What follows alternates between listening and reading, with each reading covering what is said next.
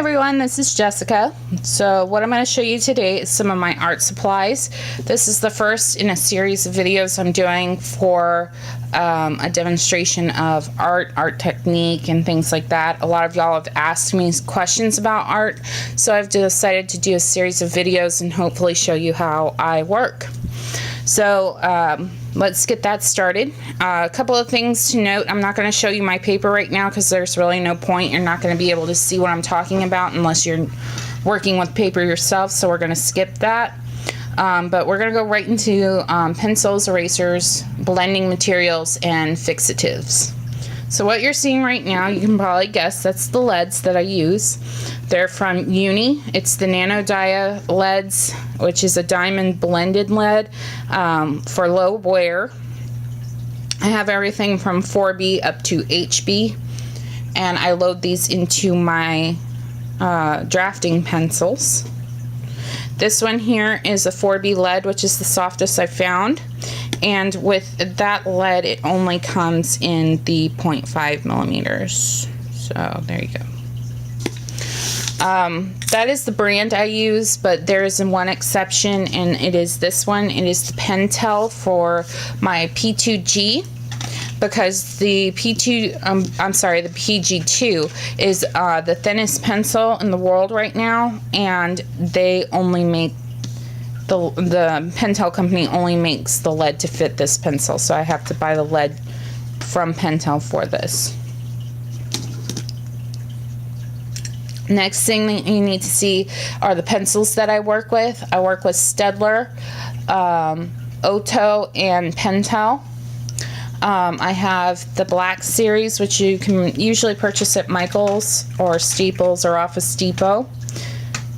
And this is what I use all of my B leads in.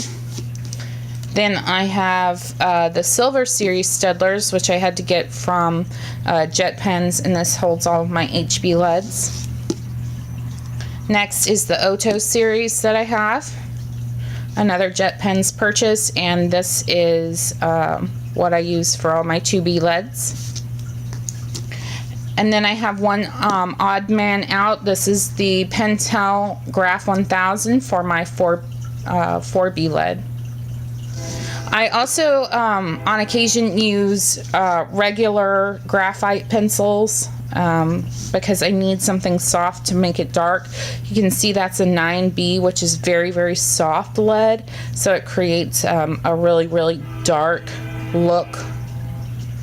So I do still use regular traditional pencils, but not that often. Usually it's only the soft ones. Next thing you'll need to see is the erasers that I use. When you draw, you're going to end up making a mistake at some point, so you're going to need to correct it. I use kneadable erasers. As you can see, this is the Artist Loft kind. You can get that at Michael's. And it's a very soft eraser. You just break off a chunk, like I've done here. What you do is you just mold it into the shape that you want it. You can see that it basically takes whatever shape that I want. It doesn't lift as much as a normal eraser would, so you can create a gradient effect. And the kneading helps keep the eraser clean. See? The next one I'm showing you is my Mono Zero by Tombow, and this one is something I've also purchased from Jet Pens. It's a very thin eraser. You can get it to a very fine point. This is what the refill looks like. You load it similar to what you would load for a mechanical pencil. Some people complain about the cost of this. The body, as well as the 2-pack for the refills, is about $5. Some people feel it's not worth it. I think this is a priceless tool for my art, so I don't mind spending the money on something like that. I think it's worth the cost. I also have this thing. It's a eraser guide, kind of like a template, except for much smaller. You can see there's my thumb, so you can see it's not all that big. It's probably the size of a credit card.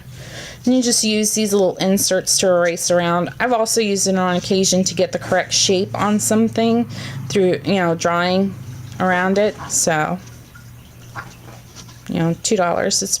It's a good little tool.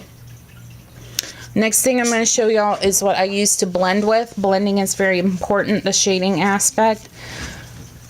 The first one is this. That is my finger.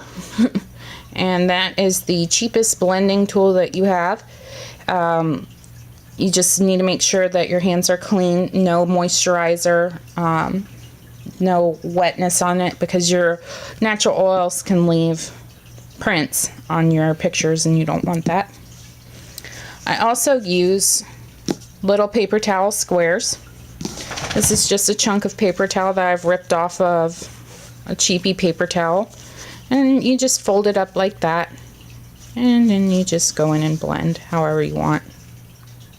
So that's really it. Then I also use more traditional items as well. That is a tort. I can't pronounce the long name, so please forgive me on that one.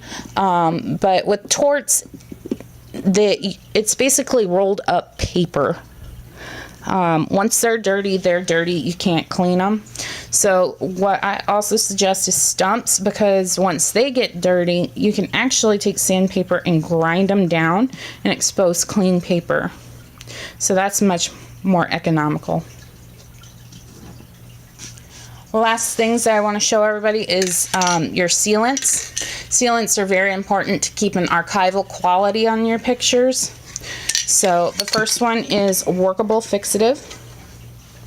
This one is from Krylon. You can spray this on your pictures and keep working on top of it to protect the work underneath.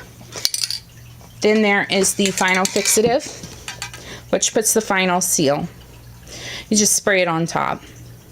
So that's about it. So if y'all have any questions, you just let me know, and I hope this helped.